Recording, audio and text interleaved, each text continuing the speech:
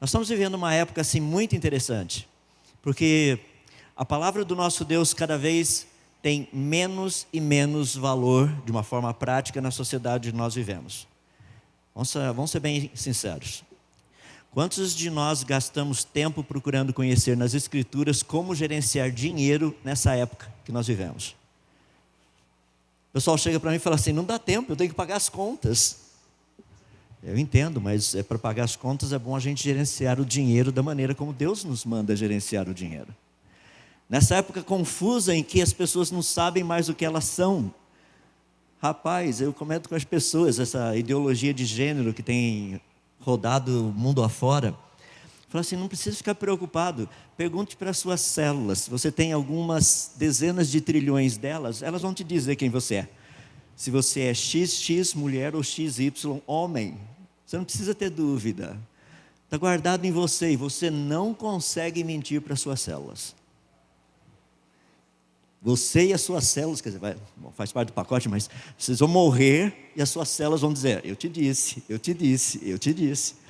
Percebe, nós vivemos uma época onde literalmente nós estamos passando por uma crise muito grande, uma crise existencial assim absurda. A pergunta que nós temos a fazer é uma pergunta bem simples. Como tratar com os fundamentos? Porque no livro de Salmos nos é dito o seguinte, se os fundamentos forem removidos, o que o justo poderá fazer? E nós temos visto esses fundamentos sendo removidos assim diante dos nossos olhos dia a dia. Como tratar com isso? E eu queria tratar hoje com vocês um pouco, no livro de Romanos, falando a respeito dos fundamentos da revelação de Deus na criação. Ou seja, nós vivemos uma época em que a ciência ganhou uma posição que Deus nunca deu a ela. A ciência não é a verdade, a ciência é uma busca pela verdade. Prova disso que eu tenho vários livros na minha biblioteca, que eu, quando fiz meus estudos há 30 anos atrás, vários deles estão totalmente desatualizados. Mas eu tive que estudá-los, eu tive que resolver os problemas, tive que fazer prova, se eu não falasse exatamente o que estava ali, ou não tivesse conhecimento do que estava ali, eu não passaria, eu não teria o meu diploma, meu certificado, seja lá o que for. Eu tive que aprender aquilo.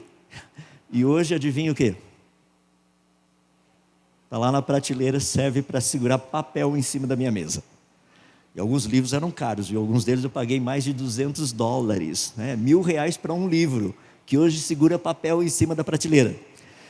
Mas se você olhar para a palavra do nosso Deus, não é fascinante? Deus não chega para a gente e fala assim, pessoal, vocês já baixaram a versão 2022? Tem algumas coisinhas que eu precisei corrigir nas anteriores, tá? Alguns conceitos que não estavam bem. Não, é a mesma. A palavra do nosso Deus permanece. E é em cima dessa palavra que nós podemos construir uma cosmovisão correta. Uma cosmovisão a respeito do mundo, a respeito de todas as áreas que nós estamos envolvidos, inclusive na área da ciência. Atualmente eu estou trabalhando para uma empresa lá nos Estados Unidos. Tem sido um trabalho muito interessante. As pessoas falam assim, rapaz, mas o que você está fazendo lá? Nós acabamos de ouvir de missões. Missionário tem que estar preparado para entrar em certas áreas, tem que saber falar a linguagem do povo, você tem que saber como chegar lá. E eu tenho certeza que nessa empresa Deus tem pessoas que Ele quer trazer para o reino dEle.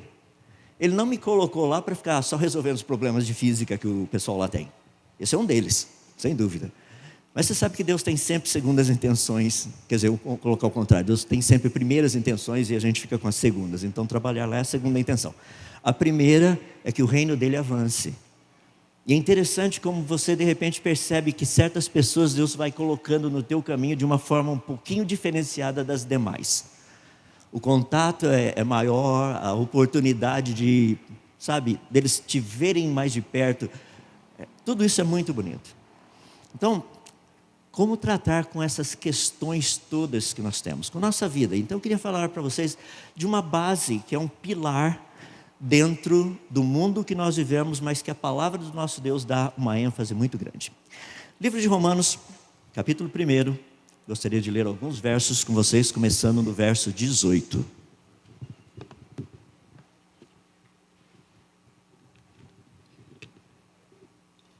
Eu estava trabalhando ontem com o pessoal lá na palestra e perguntei a eles, onde a água há?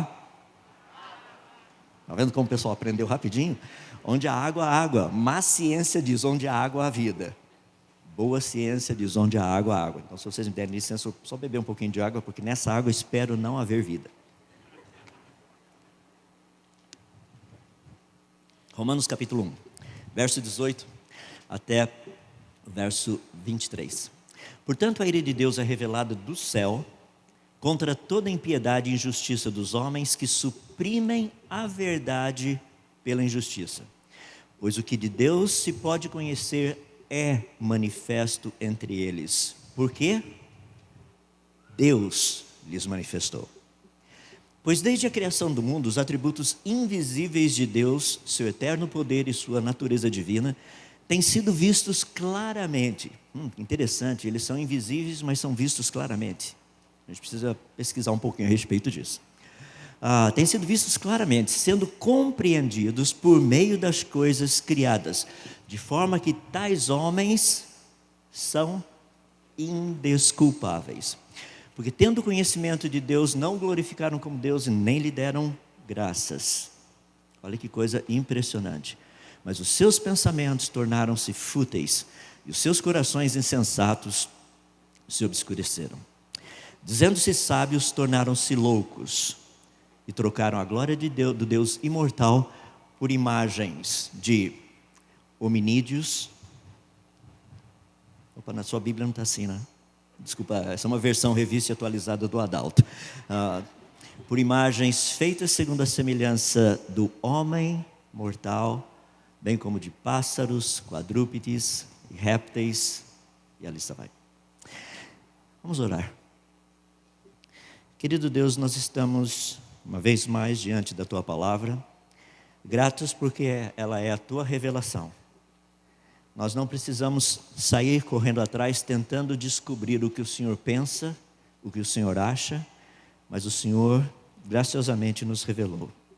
Pedimos a Ti, ó Deus, nesses momentos que passarmos juntos, clareza de pensamento, pedimos clareza também para ouvir, e que aquilo que ouvirmos possa fazer sentido, possa fazer parte da nossa vida, possa nos ajudar a como viver nos dias de hoje, dias tão difíceis, pessoas assim, um mundo totalmente desnorteado. Viver de maneira digna do Teu Evangelho, viver de uma forma que agrada ao Senhor. Se nós oramos humildemente no nome de Jesus, ajuda-nos. Amém. O livro de Romanos é muito interessante porque o apóstolo Paulo está escrevendo essa carta a uma igreja, obviamente na cidade de Roma, e ele procura corrigir algumas coisas. Alguns conceitos, algumas ideias erradas que essa igreja tinha no que diz respeito ao Evangelho. Lembra que a essência da nossa vida é o Evangelho. Jesus disse, ide e pregai o Evangelho. O Evangelho são as boas novas, isso tem que permanecer, são boas novas todos os dias na nossa vida. E eu creio que você sofre do mesmo problema que eu sofro, que muitas vezes o Evangelho parece um pouquinho distante, né? Eu levanto segunda-feira de manhã, já estou preocupado com as coisas que vão acontecer, com o que tem que ser feito, e às vezes o Evangelho parece que fica no banco de trás do meu carro à medida que estou indo para o trabalho. É por isso que eu resolvi fazer o seguinte, vou todos os dias de manhã, indo para o trabalho, eu vou ouvir um sermão.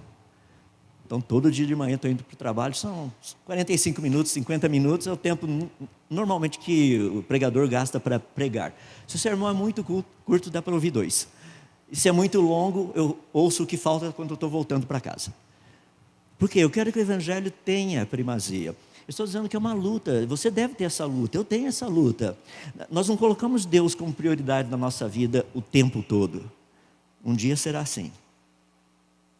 E que abençoado dia vai ser esse. Esta mensagem foi gravada durante o evento da Consciência Cristã e faz parte de uma série de outras mensagens que estão disponíveis no Bless, uma plataforma de estudos bíblicos focada em te auxiliar na sua jornada de fé. Acesse o link que está na descrição e saiba mais.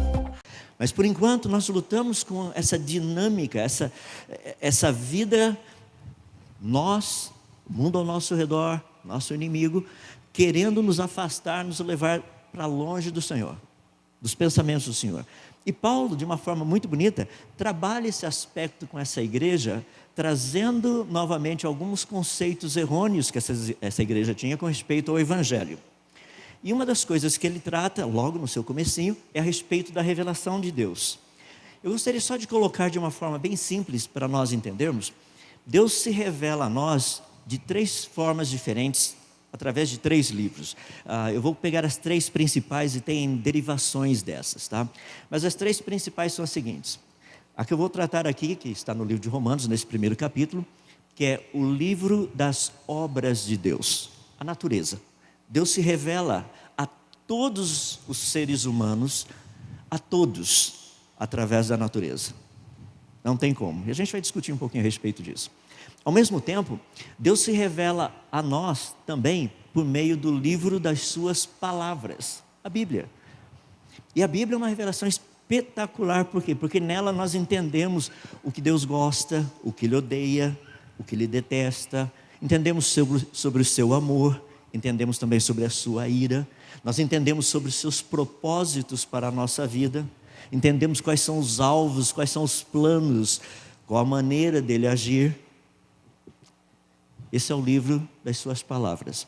Mas também tem um terceiro livro, que é um livro espetacular, que é o livro da sua imagem, Jesus Cristo. Ali nós vemos o homem perfeito, porque essa é a parte da humanidade, Jesus, o segundo Adão, fazendo tudo aquilo que deveria fazer. Já imaginou você e eu, se nós pudéssemos voltar no tempo, conviver com Jesus 24 horas? Rapaz, ele nunca estaria errado, toda discussão ele estaria certo. Imagina se nós fôssemos irmãos de Jesus, pequenininhos, lá crescendo juntos. Imagina, toda briga, quem é que está certo? Jesus. Chega da escola, todas as notas boas são dele. Já imaginou projeto de ciência, se tivesse naquela época? Não sei se tinha ou não, mas projeto de ciência, Jesus chega lá em casa todo feliz com a mochilinha dele, pendura a mochilinha, mãe, posso ajudar? O que a senhora quer que eu faça? Daí entre os outros irmãozinhos todos chateados, né? Ninguém nem pergunta para a mãe, ninguém fala nada. Daí a Maria ia perguntar, o que aconteceu com vocês? Jesus tirou 10 de novo no projeto de ciências. Também, né? Percebe? Ele é a imagem, ele é o livro da imagem de Deus. Quando nós lemos os evangelhos, nós vemos quem Ele é. Nós vemos como nós deveríamos ser. Então nós temos esses 3 livros específicos, que são os livros da revelação de Deus para nós. Deus usa a nossa consciência também? Sim, Ele usa a nossa consciência. Se você ler Romanos capítulo 2, ele vai falar justamente sobre isso. Mas o capítulo 1, Paulo está focando primariamente nesse livro da revelação de Deus, que é especificamente o livro das suas obras, a natureza. Vou fazer uma pergunta bem rapidinha, só para a gente começar e pensar um pouquinho. Você já fez aquela experiência do feijãozinho? Praticamente essa é a única experiência que a gente faz aqui no Brasil, né? Só do feijãozinho. De qualquer forma, quer fazer uma experiência legal com o feijãozinho? Vamos fazer uma experiência científica, tá? Compre papel celofane, sabe aquele papel transparente? Compre uma folha vermelha, uma amarela, uma azul, uma verde e uma transparente. Você vai comprar transparente para quê? É para efeito psicológico. Mas compre as 5. Daí você pegue um copinho, coloque o algodãozinho, coloque 5 feijãozinhos, mas não pega copinho transparente não, porque senão não funciona, tá? Pegue um copinho que seja opaco, ou seja, a luz não passa, só vai passar pela parte de cima, onde tiver o topo. Então ali dentro você coloca o seu algodão, você vai colocar 5 feijãozinhos em cada um deles, e você vai fechar a tampa do copo com o papel celofane. Um vai ser verde, outro vai ser amarelo, outro vai ser azul, outro vai ser vermelho, e outro é transparente para efeito psicológico. Você coloca os 5 ali, e todo dia coloca lá, na janela, ou seja onde for, deixa os 5 lá.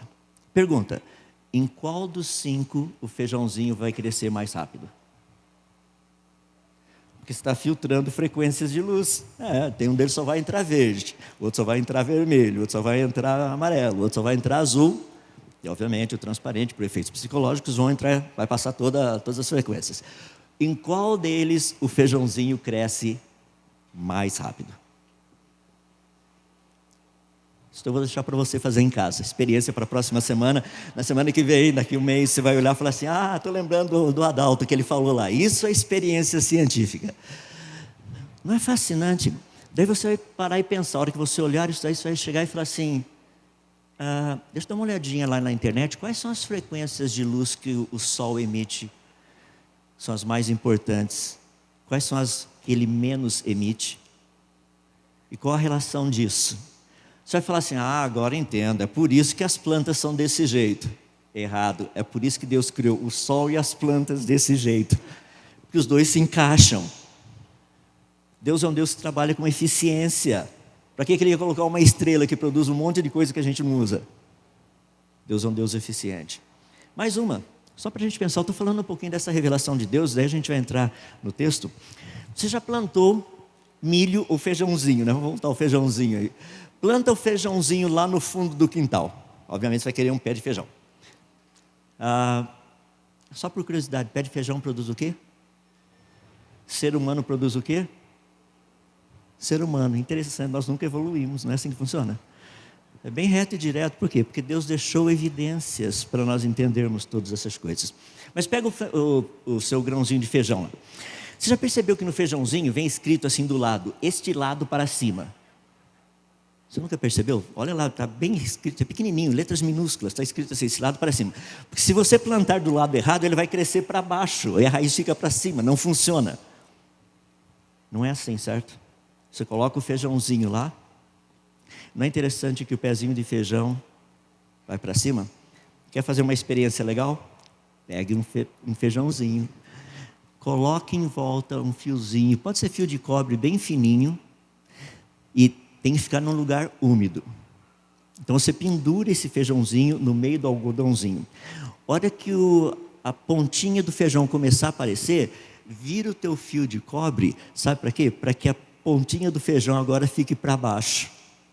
Sabe o que vai acontecer com esse brotinho de feijão? Ele vai virar e começar a subir. Sabe o que você faz? A hora que ele começar a subir, vira de novo apontando para baixo. Sabe o que vai acontecer? Ele vai dar a volta e vai subir de novo. Isso é experiência científica. Rapaz, como é que o pezinho de feijão, aquele negocinho, sabe para que lado é para cima?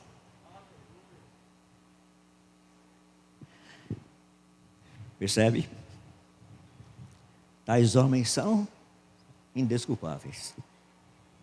A evidência está em todo lugar, até num simples feijãozinho. Deixa eu te dar mais uma. Você já viu formigueiro? Espetacular, não é? Por que formigueiro não tem problema com enchente? E Petrópolis tem? Talvez Campina Grande tenha. Por que formigueiro não tem problema com enchente? Está lá no chão. Imagina o coitadinho das formiguinhas. Começa a chover, você vê formiguinhas andando de joelho, falando: Senhor, que não inunde. Mas foi construído de tal maneira o formigueiro que tem locais para onde a água vai e não são os locais onde as formigas moram. Aí você lê lá no livro de Provérbios, fala assim: vai ter com a formiga o preguiçoso, considere os teus caminhos e produz ou faça lugar para a água ir para o lugar certo. Percebe? Quando nós estudamos a natureza, ela está cheia de evidências de um Criador sábio. Deixa-me explicar por quê. Porque as pessoas têm a tendência de falar assim: não, mas as formigas evoluíram. Deixa eu mostrar o exemplo. Pegue o seu cãozinho e ensine vários truques para ele, tá?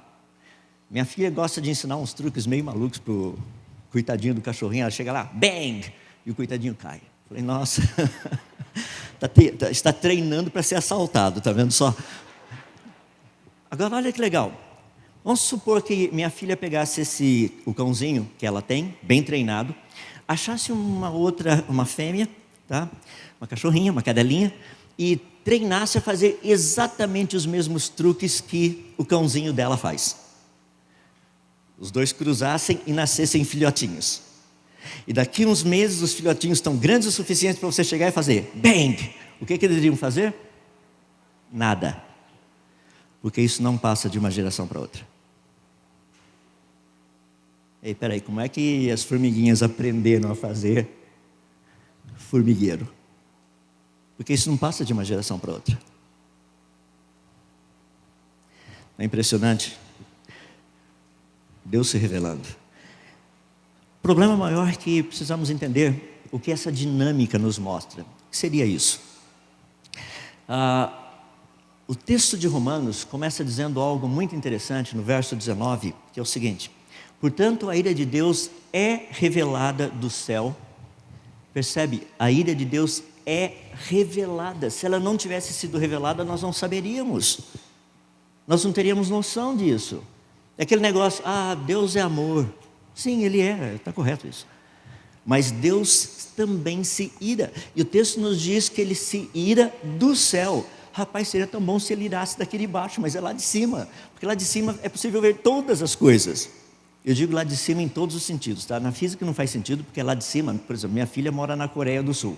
Eu teria que dizer lá embaixo, que é do outro lado. Mas quando eles olham para cima, também é o lugar onde Deus está. Eu estou falando de lugar físico, tá? Então a ira de Deus é revelada do céu, e ela é revelada contra toda impiedade e injustiça dos homens que suprimem a verdade pela injustiça. Esse é um texto fascinante que Paulo está nos mostrando, e eu imagino que ele tem em mente muitas coisas que aconteceram lá no Velho Testamento, onde Deus revelou a sua ira. Talvez nas mensagens que Jesus falou a respeito do final dos tempos, da ira de Deus. Todo esse contexto de uma ira sendo revelada, e tem uma razão específica a respeito disso. Se você olhar bem o texto aí, você vai perceber que essa ira é contra toda impiedade e injustiça. Você percebe que o in que está na frente aí significa não. Não piedade, não justiça. Ou seja, uma mudança radical daquilo que deveria ser para aquilo que não é. Não é fascinante que nós vivemos num mundo onde seria prático, totalmente prático, nós sermos ensinados nas nossas escolas sobre a criação. Isso deveria ser o normal. Imagina se nós pudéssemos pegar alguns dos nossos grandes eruditos de hoje, ateus ou seja lá o que for, levar de volta lá no comecinho da história para conversar com Adão. Imagina esse pessoal falando assim: Adão, realmente você não sabe nada, nós evoluímos. Eu acho que Adão ia olhar para o cidadão e falar assim: rapaz, você não tem noção, deixa eu mostrar para você. Adão ia levantar a camisa falando: não tenho nem umbigo, fui criado. Como é que você explica não ter umbigo? As pessoas falam: mas Adão nunca existiu. É mesmo? Como é que a gente sabe que ele nunca existiu? Porque a ciência de hoje é tão interessante que ela diz que todos nós viemos do Adão Y. Por que não do João Y? Eu até brinco com o pessoal que Deus criou Adão e Eva, Ele não criou Adão e Ivo. Se tivesse criado Adão e Ivo, estariam só os dois no planeta até hoje. Não foi por aí. Percebe? Aquilo que seria o óbvio, nós deveríamos perceber de uma forma bem simples, bem clara. A criação, isso é o que deveria ser ensinado. Mas isso é o que está na Bíblia, na área de ciência. Nós não podemos tratar de teologia. Sim, vamos tratar só de ciência. A ciência aponta, ela mostra claramente que nós somos criados. Essa é uma das razões da ira de Deus, que estão pervertendo, trocando aquilo que é a verdade por aquilo que é mentira. Deus tem uma ira, Deus está irado, e eu posso garantir que Ele está também irado contra os nossos sistemas de ensino. Porque está sendo ensinado a mentira no lugar da verdade. E a mentira está sendo ensinada como sendo a verdade, e a verdade tem sido dito que é mentira. Então nós precisamos entender onde nós estamos no meio disso. Lembra? Paulo está querendo ajudar a igreja de Roma a corrigir certas coisas. Provavelmente dentro da igreja de Roma haviam pessoas que tinham um pouquinho de dificuldade com essa questão da criação. Isso não é algo novo. Lá na Grécia Antiga, cerca de 600 anos antes de Cristo, já haviam filósofos dizendo que tudo teria evoluído da água. Há 600 anos antes de Cristo, já haviam povos que acreditavam que vida teria evoluído. Os egípcios, há quase 1000 anos antes de Cristo, acreditavam que pequenas minhoquinhas na margem do Nilo teriam evoluído em seres humanos. Pessoal, essa ideia de evolução não é nova. Nunca foi. Então Paulo está trabalhando com essas pessoas ali em Roma, procurando ajudá-los, falando, primeira coisa, lembrem-se da ira de Deus contra todos aqueles que mudam a verdade, chamam a verdade de mentira e chamam a mentira de verdade. Mas Paulo dá uma razão do porquê disso. Por que que Deus sente-se irado? Por quê? O porquê da ira dele? Verso 19 e verso 20 falam de uma forma muito específica a respeito disso, do porquê dessa ira de Deus. Porque Deus colocou o conhecimento dele à disposição para que as pessoas pudessem conhecê-lo. Olha o que o texto nos diz. Pois o que de Deus se pode conhecer é manifesto entre eles. Perceba duas coisas muito interessantes. O que de Deus se pode conhecer, ou seja, o que é possível conhecer de Deus, que Deus quer que as pessoas conheçam, que é o básico, que é o que nós veremos no próximo versículo, é simplesmente espetacular.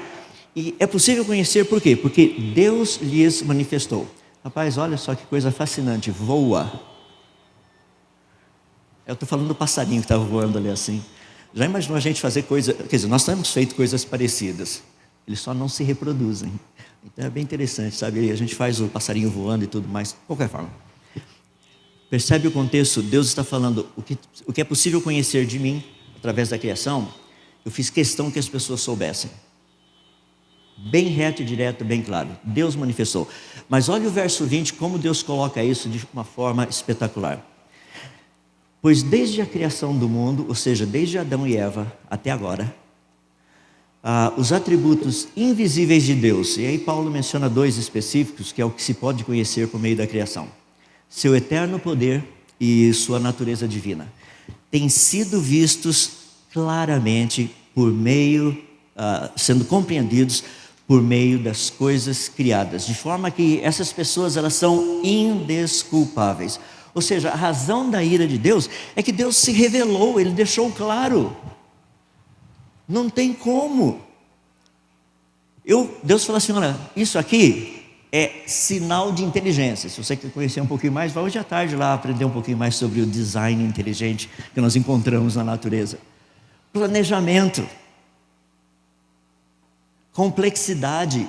Isso não surge por acaso. No entanto, essas pessoas abandonam essa ideia de que Deus é o autor por trás de tudo isso. E o que acontece? Aí nós temos que ver por que Deus está tão irado assim dessa manifestação dele. Ou seja, o que de Deus se pode conhecer é manifesto entre eles, é por isso que eles são indesculpáveis. E as duas coisas que Paulo cita são muito interessantes. Eles assim, primeiramente, que os atributos invisíveis de Deus são claramente vistos. Então, como que algo invisível pode ser claramente visto? Deixa eu me dar um exemplo e daí eu vou discutir um pouquinho mais o contexto. Um dos atributos invisíveis de Deus é ser eterno. Isso não é visível, não tem como ver. Deus é eterno, como é que eu sei que Deus é eterno? Ou, pior ainda, o que significa ser eterno? Para que eu e você entendêssemos o que significa ser eterno, que é um atributo invisível de Deus, Ele criou o tempo.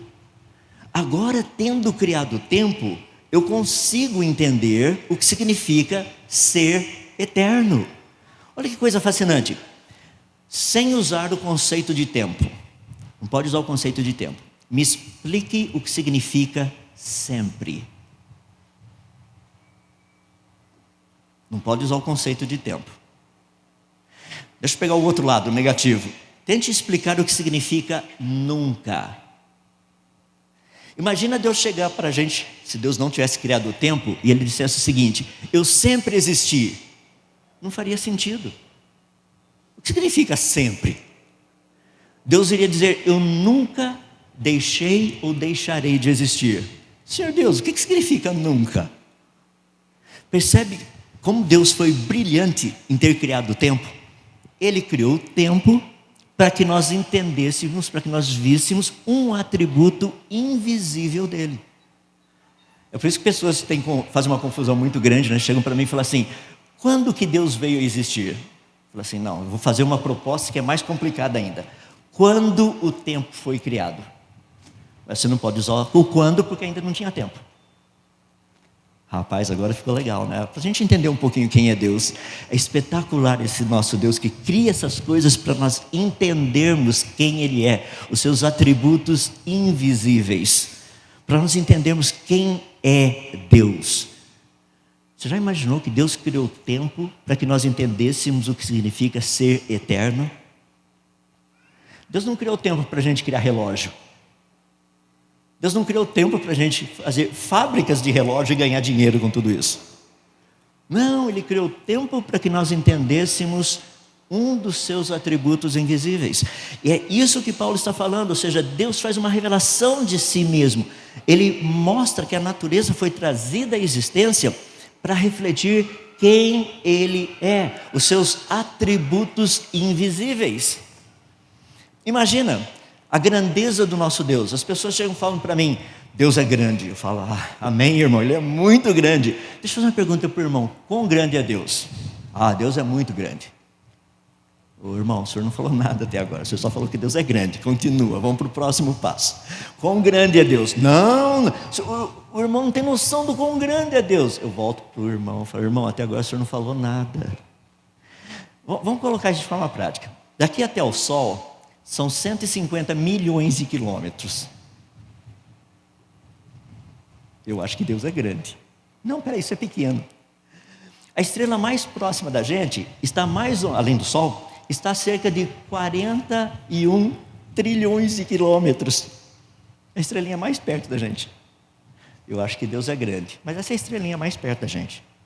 Você sabia que para a gente ir de uma extremidade da nossa galáxia até a outra, são 100 mil anos-luz, e um ano-luz equivale a 9,5 trilhões de quilômetros. Eu acho que Deus é grande. O senhor sabia que a galáxia mais próxima da nossa galáxia está a 2,5 milhões de anos-luz? Lembra que um ano-luz é 9,5 trilhões de quilômetros. Então você vai precisar pegar 2,5 milhões, multiplicar por 9,5 trilhões. Eu falo para o irmão: eu acho que Deus é grande. Ô irmão, sabia que o universo que nós moramos deve ter aproximadamente 93 bilhões de anos-luz? Então você vai precisar pegar 93 bi, multiplicar por 9,5 tri, daí você começa a ter uma ideia do universo. Fala assim: irmão, deixa eu contar para o senhor. Você sabia que a Bíblia diz que Deus mediu os céus a palmos? Imagina tomar uma bolacha do Senhor Deus para você ver o que acontece. Terrível coisa cair nas mãos do Deus vivo. Literalmente. Percebe? Agora nós começamos a ganhar uma noção de quem Deus é. É por isso que todas essas coisas foram trazidas à existência. Porque quando Deus diz que Ele é grande, Ele não está brincando. Ele é um grande Deus. É por isso que Deus nos convida a trabalharmos com Ele. Não é porque nós sejamos capazes, é porque Ele é grande. Não porque nós sejamos inteligentes, mas porque Ele é o Todo-Poderoso sábio. Percebe? A natureza foi criada para isso, para que nós entendêssemos quem é esse Deus. É por isso que os homens são o quê? Indesculpáveis. Eu estou falando pessoal, foi colocado um novo observatório, o Webb, e mais alguns meses, em julho, ele deve estar totalmente operacional. Rapaz, o que a gente não vai ver? As obras das suas mãos. Você fala assim: mas a NASA não colocou esse negócio? A NASA, a ESA e outros grupos aí que trabalharam para montar esse observatório, telescópio, eles não estão pensando na glória de Deus. Eles não, mas Deus está. Foi por isso que Deus financiou a obra. Foi por isso que Deus deu ideia para esses caras: vamos fazer um telescópio. Deus fala: tem que ser um telescópio que nos ajude a ver como foi logo no início. Deus fala: olha para a minha palavra, mas tudo bem, vamos usar o telescópio. Dai a César o que é de César, dai a Deus o que é de Deus. Vamos montar o telescópio, vamos olhar lá no comecinho, vamos ver. É porque o Hubble foi muito interessante. O Hubble consegue ver bem longe. E até agora o que o telescópio Hubble nos mostrou é que o universo foi criado. Então eles querem ir um pouquinho mais longe, porque vão ver, talvez lá longe o universo não tenha sido criado. Porque até onde a gente viu, o universo parece estar completo, complexo e perfeitamente funcional. Parece até Gênesis capítulo 1, quando Deus fala no 4º dia. As pessoas falam, a gente vai precisar ver um pouquinho mais longe. É por isso que eu estou super animado com o telescópio Webb. A gente vai ver pelo menos 10 vezes mais longe, com mais clareza. Já viu, né? Deus não gosta de coisa míope. Ele falou assim, vou deixar bem claro agora. Vamos colocar um bom telescópio, melhor ainda. Eu vou custear tudo, vou ter ideias brilhantes, o pessoal vai fazer, e sabe o que é melhor ainda? Vai funcionar. Você consegue imaginar o que significa fazer com que um espelho de aproximadamente 1,60 m vire para um lado, para o outro, para cima ou para baixo, a uma distância de 3 átomos? Tenta fazer um motorzinho desse jeito. É espetacular o negócio. Está feito, está funcionando de acordo com o planejado. Eu não sei quantos de vocês, mas o que eu orei para que desse certo, para que o negócio não explodisse quando estivesse subindo, sabe? Falei, Senhor, por favor, o projeto foi tão bom até agora. Eu sei que o Senhor pode fazer qualquer coisa, mas coloca lá. E não é que Deus manda esse negócio, chega lá no que a gente chama de ponto de Lagrange, o ponto 2, e ele está parado, estabilizado, certinho, tudo abriu do jeito que era planejado, e agora só estão fazendo os alinhamentos dos espelhos, e mais alguns meses tudo funcionando. Para quê? Para o louvor da sua glória. Para que aqueles que o conhecem possam olhar para as imagens, para os resultados dessa pesquisa e falar, Senhor, grandes são as tuas obras. Para que a gente possa olhar para todas essas coisas e falar, não há Deus como o Senhor. Percebe? É algo espetacular, porque toda essa parte da criação, é isso que Paulo está falando aqui, a natureza, os atributos invisíveis de Deus, todos eles podem ser claramente vistos. E Paulo fala algo aqui muito interessante, que é de uma forma muito específica, quando ele trata de uma característica especial. E essa característica especial que Paulo fala é tanto do seu eterno poder quanto da sua própria divindade. Isso é um negócio muito legal. Por exemplo, o que significa ser humano? Qual a diferença entre nós, seres humanos, e os primatas? Ixi, rapaz, agora vamos pegar no meu pé, porque eles ensinam que nós somos primatas. Primatas evoluídos. Eles, eu não. Eu conheço bem a minha família, todos os meus antepassados. Consigo chegar até o primeiro, tem uns pedaços ali no meio que eu não lembro muito bem, mas a partir de Noé para cá eu não tenho dúvida. Quer dizer, de Noé para lá, tá? Até Adão. Percebe? Nós estamos tratando com uma questão muito interessante, que o texto fala a respeito da natureza de Deus. O que significa ser Deus? Rapaz, como que Deus vai revelar isso para a gente? O que significa ser Deus? Imagina eu chegar para um chimpanzé, tentar explicar para o chimpanzé o que significa ser humano. Imagina Deus chegar para o ser humano e tentar explicar para o ser humano o que significa ser Deus.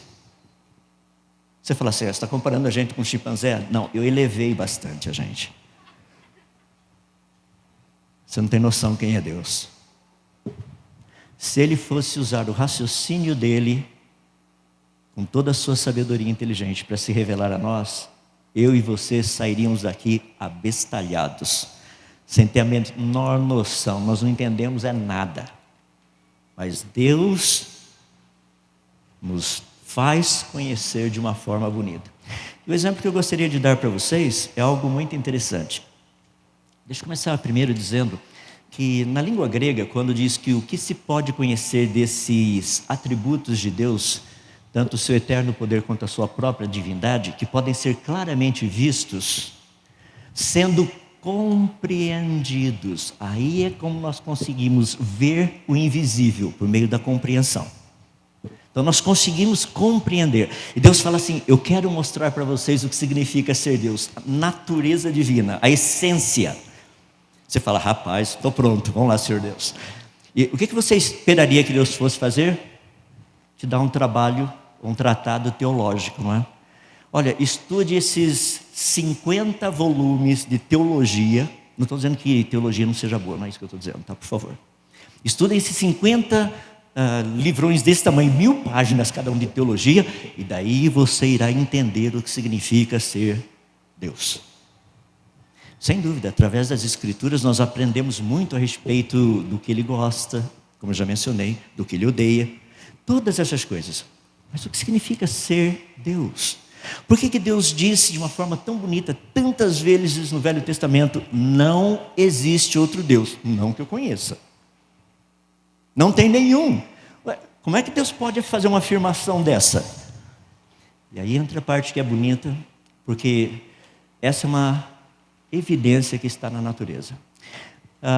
Um dos cursos que eu fiz de matemática, que foi muito interessante, foi estudar geometria, formas. Isso é muito legal, porque geralmente a gente estuda assim o círculo, né? Por falar nisso, quer ver que legal? O que seria uma reta? Descreva uma reta em função de um círculo. Hã? O diâmetro. Agora, como é que se faz agora? Porque